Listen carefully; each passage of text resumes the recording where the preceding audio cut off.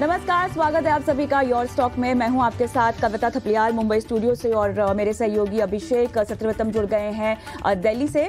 और your stocks में हमेशा की तरह हमारे दिग्गज एक्सपर्ट्स आपको देंगे आपके स्टॉक से जुड़े सवालों के जवाब। और योर स्टॉक्स में अगर आप भी अपने सवाल हम तक पहुंचाना चाहते हैं तो आपको कुछ नहीं करना है, बस अपने सवाल हमें व्हाट्सएप कर देने हैं, SMS भी कर सकते हैं, लेकिन नंबर उससे पहले आपको नोट डाउन करना है। नंबर है 9167329108। इस पर आप SMS करें, व्हाट्सएप करें, अपने सवाल पूछ सकते हैं। इनफैक्ट सोशल मीडिया पर अगर आप हमें देखते हैं तो हमारे फेसबुक, एक्स, ट्विटर हैंडल जिसे हम कहते हैं, यूट्यूब पर भी अगर आप देखते हैं तो अपने सवाल कमेंट बॉक्स में छोड़ सकते हैं और हम एक एक करके आपके सवालों के जवाब इस शो में हमारे एक्सपर्ट से आपको दिलवाएंगे। और आज हमारे साथ खास मेहमान भी जुड़ गए हैं, इंडिपेंडेंट रिसर्च एनालिस्ट निमेश ठाकर और मार्केट एक्सपर्ट रवि सिंह। आप दोनों का स्वागत है हमारी इस बेहद खास पेशकश में। और चलिए हम बाजार की चाल का एक बार चेक ले लेते हैं, जहां पर फिलहाल लेवल्स अगर हम देखें, निफ्टी बैंक लगभग 900 अंकों की तेजी के पार कारोबार करता हुआ दिखाई दे रहा है। 45,722 का लेवल फिलहाल 2% ऊपर है। निफ्टी में हम देख रहे हैं रेंज बाउंड, लेकिन फिर भी 20,500 के ऊपर ही टिका हुआ है, लगभग 250 अंकों से ज्यादा की तेजी। आप देख सकते हैं सेंसेक्स शुरुआत 1000 अंक से हुई थी, लेकिन फिलहाल आप देख सकते हैं 800 अंकों की तेजी के साथ 354 पर कारोबार करता हुआ लगभग 1.25% ऊपर है। तमाम काउंटर्स जहां पर हम फिलहाल एक्शन देख रहे हैं, अदानी एंटरप्राइजेस लगभग 0.6% ऊपर है अभी भी, BPCL 5% ऊपर, अदानी पोर्ट्स 4.5%, ONGC में भी हम देख रहे हैं, ONGC कोल इंडिया में हम देख रहे हैं लगभग 3.5% तक की तेजी। जहां पर कमजोरी का रुझान अभी के सत्र में दिखाई दे रहा है, उसमें मारुति सुजुकी 1% नीचे, ब्रिटानिया, HDFC लाइफ और सन फार्मा में आधे % की कमजोरी के साथ हम कारोबार होता हुआ देख रहे हैं। लेकिन चलिए एक एक टेक बाजार की अब तक की चाल को लेकर हमारे दोनों ही एक्सपर्ट से मैं लूंगी। रवि, शुरुआत आपसे करना चाहती हूं। हफ्ते की शुरुआत बहुत अच्छे से हुई है और मेरे ख्याल से 3:1 का रेशियो जो कल हमने चुनाव नतीजों में आते हुए देखा है, बाजार को जो छोटी मोटी चिंता अगर परेशान कर रही होगी तो वो भी अब दरकिनार होते हुए दिखाई दे रही है।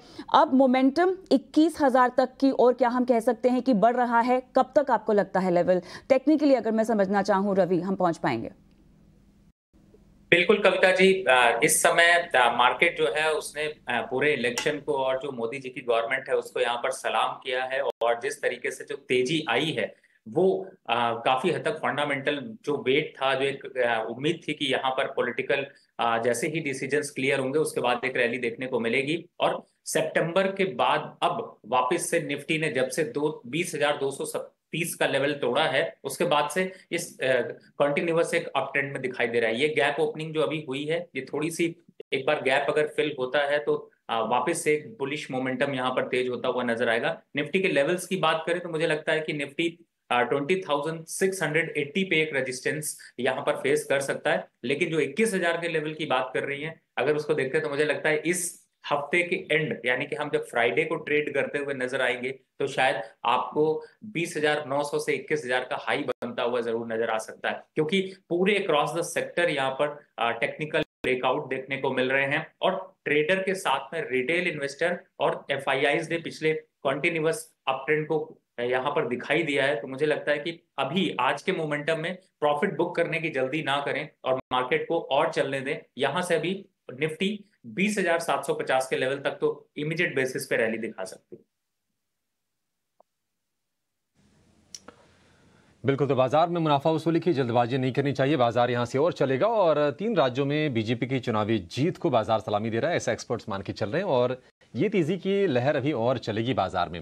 रिकॉर्ड ऊंचाई पर निफ्टी, रिकॉर्ड ऊंचाई पर सेंसेक्स है और निफ्टी बैंक में 900 अंकों के आसपास का जबरदस्त उछाल है। और तमाम ऐसे दर्शक हैं जो अब बैंकिंग शेयरों पर भी हमसे सलाह चाहते हैं। पहला सवाल लेंगे जो कि आया है सोशल मीडिया, व्हाट्सएप के जरिए। इनफैक्ट आशीष गौड़ ने पूछा और इनके पास है फेडरल बैंक के शेयर 224 हैं 120 रुपए के भाव पर। निमेश जी, सलाह आपसे चाहेंगे क्योंकि फेडरल बैंक हमने देखा है कि एक रेंज में ही रहा है, 120 के आसपास इसका 52 वीक लो भी होगा और 224 शेयर हैं, अभी 52 वीक हाई के आसपास ट्रेड कर रहा है, तो एक दायरा रहा है। आज हम देख रहे हैं कि अच्छी खासी रौनक है, चाहे सरकारी बैंक हो या फिर प्राइवेट बैंक हो। आपकी सलाह फेडरल बैंक को क्या लेकर क्या होगी? क्या ये सही बैंक है निवेशित रहने के लिए या फिर थोड़ी सी तब्दीली करनी चाहिए? Very good morning. देखिए, फेडरल बैंक के जितने भी रिजल्ट्स आए हैं वो काफी बेटर रिजल्ट्स आए हैं। अभी भी एनपीए अगर पिछले क्वार्टर का देखें तो अराउंड जो है वो 1% के आसपास नेट एनपीए थे।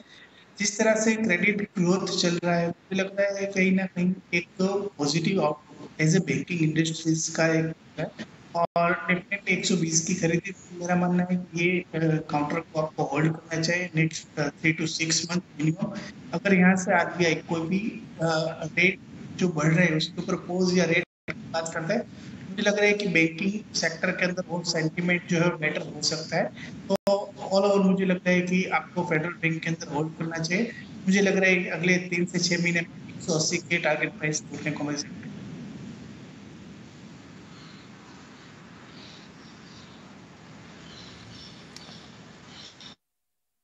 तो फेडरल बैंक को लेकर ये व्यू, लेकिन फेडरल बैंक पर जो दिग्गज ब्रोकरेज हाउसेस हैं वो भी बुलिश हैं। आज नोमुरा की एक रिपोर्ट आई है, उन्होंने खरीदारी की राय के साथ इस पर अपनी कवरेज की शुरुआत की है और लक्ष्य दिया है 190 रुपए का, यानी कि जिस स्तर पर है यहाँ से अभी भी 20-22% के आसपास की गुंजाइश आपको फेडरल बैंक के शेयर में मिलेगी। और नोमुरा के भी मानना है कि जो वैल्यूएशन है वो काफ़ी वाजिब है, आकर्षक है और यहाँ पर एंट्री के लिए बेहतर मौके बन सकते हैं।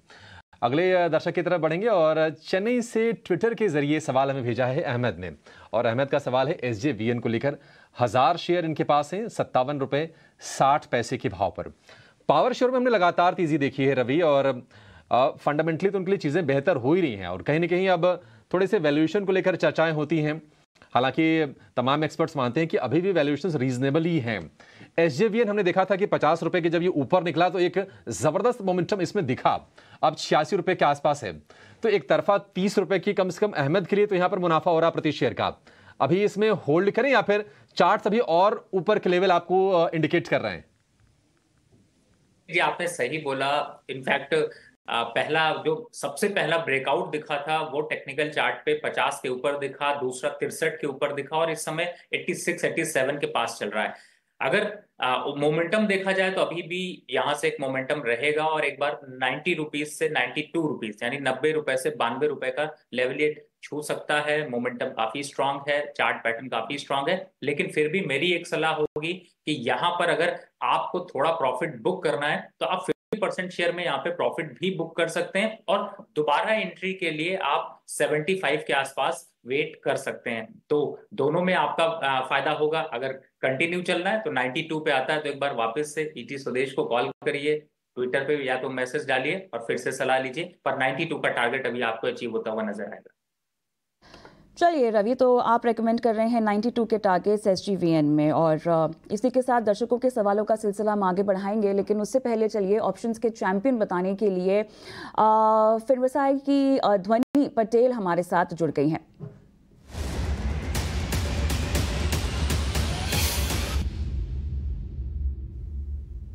ध्वनि, ऑप्शन के चैंपियन आज आपके रडार पे कौन कौन है?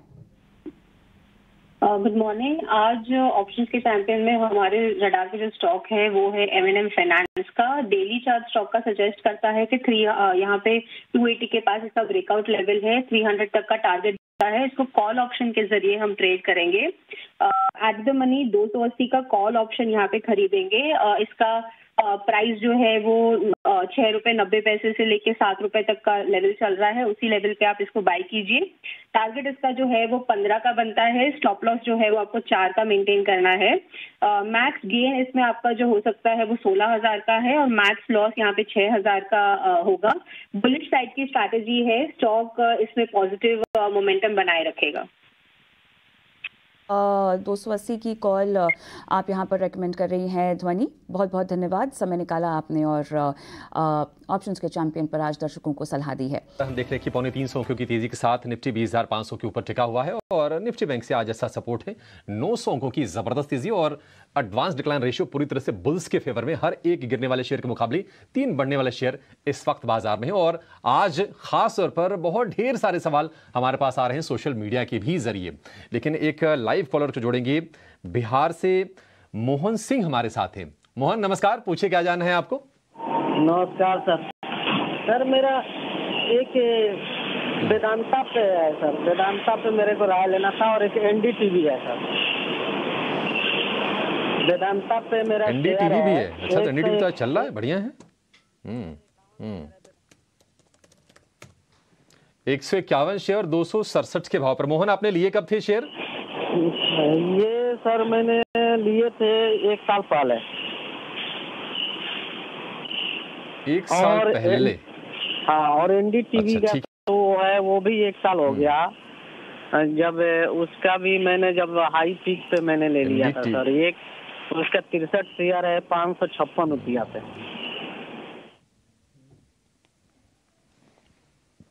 ठीक है, 556 रुपए पर चेक करेंगे इसको भी, एनडीटीवी को भी। लेकिन वेदांता, इस पर राय आपसे चाहेंगे निमेश, क्योंकि हमने देखा था कि वेदांता ने रिस्ट्रक्चरिंग, डीमर्जर का ऐलान किया, उससे शेयर को सपोर्ट मिला। हालांकि अभी भी 240 रुपए के आसपास ये ट्रेड कर रहा है, बहुत ज्यादा हमने मूव देखा नहीं।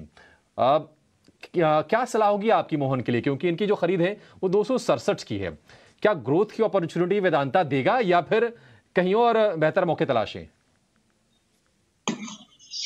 देखिए, वेदांता के अंदर बात है, काफी कंपनी के अंदर जो है वो इंटरनल इश्यू चल रहे हैं, जैसे एक डेट का इश्यू है, और जिस तरह से कंपनी डीमर्जर की बात करें, वहां पर कहीं ना कहीं एक रेजिस्टेंस फेस कर रही है, पर्टिकुलरली इन एचएलए केस। मुझे लग रहा है ये एक न्यूज फ्लो ड्रिवन जो है वो स्टॉक की मूवमेंट हो गई है। और अगर आप देखिए कि एक कमोडिटी साइक्लिकल स्टॉक के अंदर जब आप हाई लेवल पे एंट्री लेते हैं, तब आपको एक लंबी अवधि के लिए इन्वेस्टमेंट के लिए बने रहना पड़ता है। अगर आपने शॉर्ट टू मीडियम टर्म के लिए अगर परचेस किया है, तो मेरी राय यही बनेगी कि ये स्टॉक के अंदर कब मोमेंटम आएगी वो कहना अभी डिफिकल्ट है, क्योंकि प्योरली न्यूज फ्लो ड्रिवन जो है वो स्टॉक की मूवमेंट आती है। तो एक बार जरूर से लॉस बुक करके एग्जिट कर दीजिए, और कोई अच्छी स्टॉक के अंदर जहां पर एक अच्छा मोमेंटम बन रहा है वहां पर आप स्विच कर देंगे तो आपका लॉस जो है जल्दी रिकवर कर पाएंगे। बट अगर आप लॉन्ग टर्म के लिए इन्वेस्टर है, तो मेरा व्यू है कि आपको इसके अंदर बने रहना चाहिए, और जब तक ये सब कुछ क्लियर नहीं हो जाता है तब तक स्टॉक के अंदर बड़ी मूवमेंट जो है वो नहीं आएगी। तो आई थिंक अगर आप क्लियर है कि शॉर्ट टर्म है तो निकल जाइए, लॉन्ग टर्म में तो आप होल्ड कर सकते हैं। ठीक है, वेदांता को लेकर ये व्यू। लेकिन एनडीटीवी हमने देखा था कि लास्ट ईयर सितंबर में जो शेयर है ये 520 रुपए के आसपास तक गया था निमेश जी, और मोहन ये बता भी रहे हैं और उनकी हंसी बता रही है कि उनसे गलती हो गई है वेदांता एनडीटीवी में। अभी 226 का भाव है, और ये 226 का भाव तब है जब इसमें हम थोड़ी सी बाइंग आते हुए देख रहे हैं। हालांकि बीच में हिंडनबर्ग वाला इश्यू भी हुआ, उसके चलते शेयर की पिटाई हुई, फिर रिकवरी का फेज आया, लेकिन इनके खरीद भाव से बहुत दूर है। क्या करें एनडीटीवी में?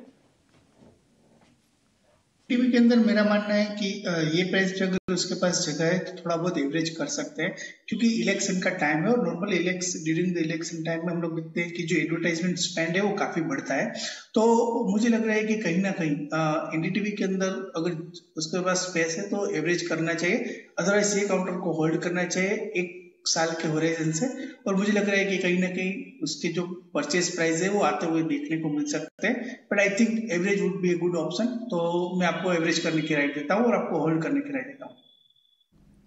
ऑलराइट, तो एनडीटीवी में एवरेज करके होल्ड करने की सलाह दी जा रही है। लेकिन हम आगे बढ़ेंगे और अगले दर्शक हमारे साथ फोन लाइन पर जो जुड़ गए हैं, रंजीव चावला जयपुर से। रंजीव जी नमस्कार, कैसे हैं, क्या हालचाल? नमस्कार मैडम, मेरे पास आईटीडीसी में निशन है जी, 1000 शेयर। ओके, कितने पे लिया आपने? वो 225 रुपए में लिया था। 225 पे, ओके। तो उसको मैं होल्ड करूं या बेचूं? जब लिया था तो नजरिया क्या था आपका? वो शॉर्ट टर्म पे था। शॉर्ट टर्म, तो यहाँ पर मैं इसको और कितना, अगर अवधि में कन्वर्ट करना चाहूँ तो कितना और समय दे पाएंगे आप? रुक जाऊंगा मैं 6 महीने के लिए। 6 महीने के लिए रुक जाएंगे, ऑलराइट। रवि बताइए, यहाँ पर काफ़ी रेंज बाउंड मूवमेंट इस स्टॉक की हमें दिखाई दे रही है, 250 से लेके 280, और आज का जो हाई है वो लगभग 286 के आसपास का है। लेकिन क्या 6 महीने का वक्त इन्हें और देना चाहिए? 225 की इनकी बाइंग प्राइस है इसमें। देखिए कविता जी, इस समय फ्रेश ब्रेकआउट डेली चार्ट पर ये निकला है, तो मुझे लगता है बिल्कुल यहाँ पर समय देना चाहिए। और जहां तक टारगेट की बात करें तो मुझे ऐसा लगता है कि 286 तो अब चूंकि हिट कर ही दिया है, वापस अभी मोमेंटम में प्रॉफिट बुकिंग थोड़ी सी देखने को मिल रही है, लेकिन अब वापस से 272 के स्टॉप लॉस से आप इस पोजीशन को होल्ड रखें। जल्दबाजी बिल्कुल ना करें। टारगेट की बात करें तो पहला टारगेट तो 286 आपको दिख ही रहा है, लेकिन फिर भी 310 तक ये जाता हुआ नजर आ सकता है। तो मुझे लगता है टेक्निकल चार्ट स्ट्रांग है, मूविंग एवरेजेस सपोर्ट कर रहे हैं, आरएसआई और सारे स्टैटिस्टिक्स मैच कर रहे हैं, तो यहाँ पर उसका फायदा उठाइए, थोड़ा सा समय और दीजिए और आने वाले 6 महीने से पहले ही आपको 310 के लेवल देखने को मिल सकते हैं।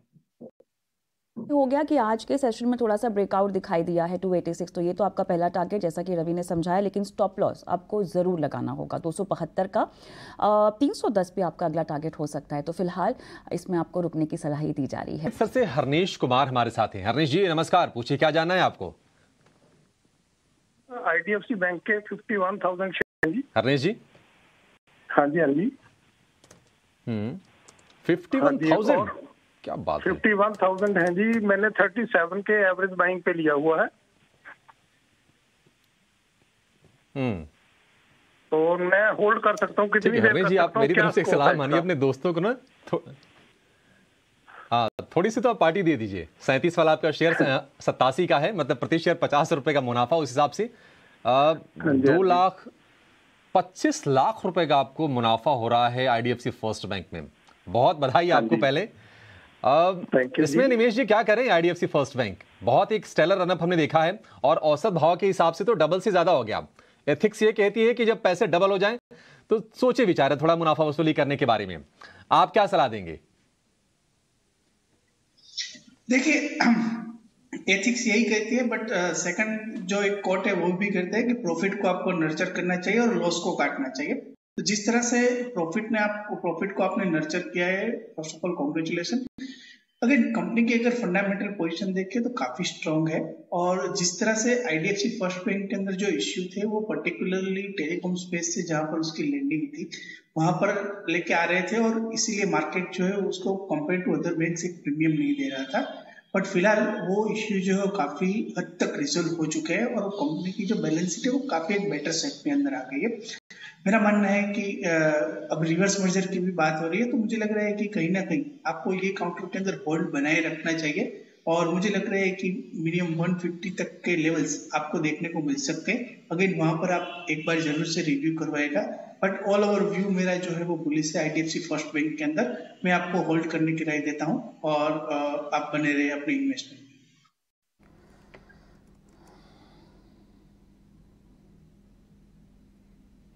ऑलराइट, चलिए आगे बढ़ते हैं और हमारी एक खास पेशकश की जानकारी दर्शकों को देना चाहेंगे। 18 स्वदेश सभी भारतवासियों को बढ़ते भारत के साथ आगे बढ़ने में मदद कर रहा है।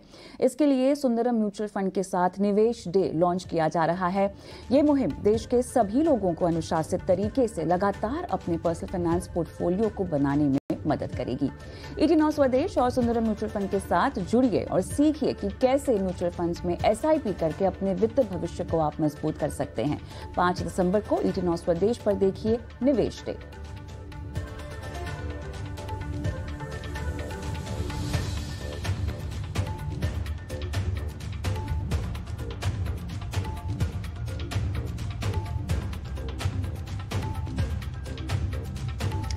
और राइट, अगले दर्शक का सवाल लेंगे। और रवि, मेरे ख्याल से आज मेरे सभी सवाल आप ही के पास आ रहे हैं। शांतिलाल जी राजस्थान से अपना सवाल पूछ रहे हैं, और रवि कोल इंडिया पर इनका सवाल है और ये कह रहे हैं कि इन्होंने 240 के भाव पर इसे खरीदा हुआ है। तब तो मैं यही कहूंगा कि मैम फिलहाल अभी जैसे अभी अभिषेक जी ने थोड़ी देर पहले सजेस्ट किया था पार्टी देनी चाहिए, पार्टी तो बिल्कुल इनकी भी बनती है, और न्यू ईयर आने वाला है तो न्यू ईयर की तैयारी करें। पार्टी के लिए थोड़े पैसे निकालना चाहे तो निकाल सकते हैं, नहीं तो पोजीशन अभी कंटिन्यू होल्ड रखें, क्योंकि जो अभी लेवल आप 357 देख रहे हैं ये 410 के लेवल आपको देखने को मिलेंगे, और ये एक ऐसा स्टॉक है जो कि दमदार आपको डिविडेंड भी देता है। चार्ट पैटर्न पे तो फिलहाल ब्रेकआउट पे है, तो कुछ भी यहाँ पर अभी बहुत स्ट्रांग कुछ करेक्शन दिखाई देने के संकेत नहीं दिखाई दे रहे हैं। तो मुझे लगता है कि प्रॉफिट मुनाफा थोड़ा और बढ़ने दीजिए, और ET स्वदेश को भी धन्यवाद करिए। ऐसे ऐसे सवाल आप पूछते रहिए, जवाब आपको अच्छे मिलते रहेंगे, प्रॉफिट बढ़ता रहेगा।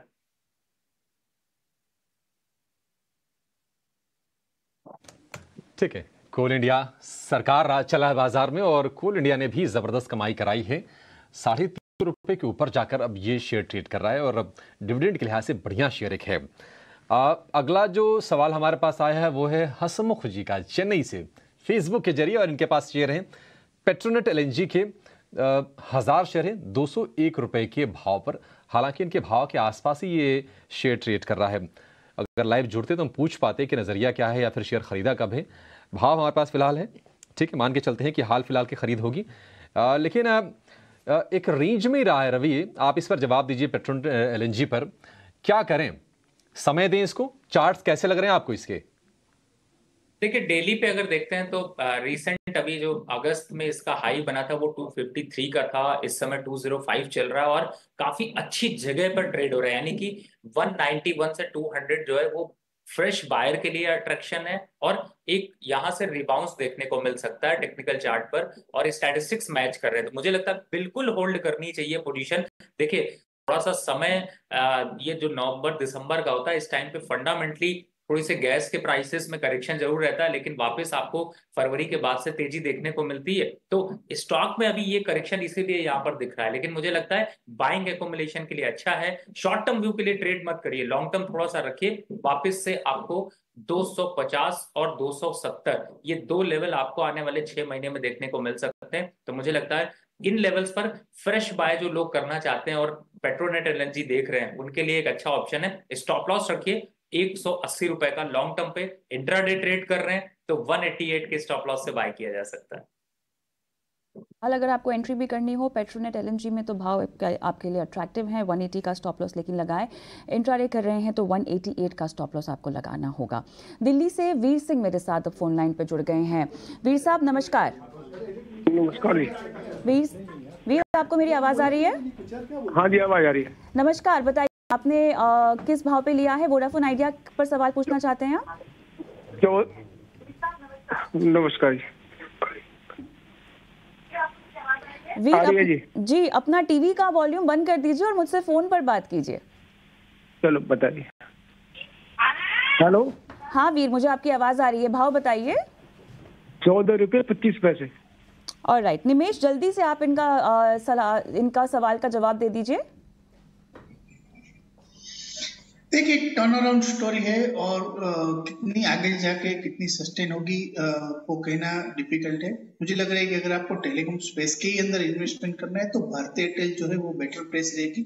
अगर कंपनी की पोजीशन देखिए तो नंबर 2 जो है वो प्लेयर है और जिस तरह से जियो को फाइट दिया है तो ओनली भारतीय एयरटेल ने फाइट दिया है मुझे लग रहा है। और सेकंड थिंग, आप अगर देखें 2008 के बाद तो स्टॉक ने काफी टाइम तक अंडर परफॉर्म करके पिछले 2 साल से स्टॉक ने जो है मोमेंटम देना स्टार्ट किया है। तो मुझे लग रहा है कि अगर टेलीकॉम स्पेस में आपको इन्वेस्ट करना है तो आई थिंक भारतीय एयरटेल जो है मेरी फर्स्ट चॉइस है और मैं आपको भारतीय एयरटेल के अंदर जो है स्विच करने की राय करूंगा।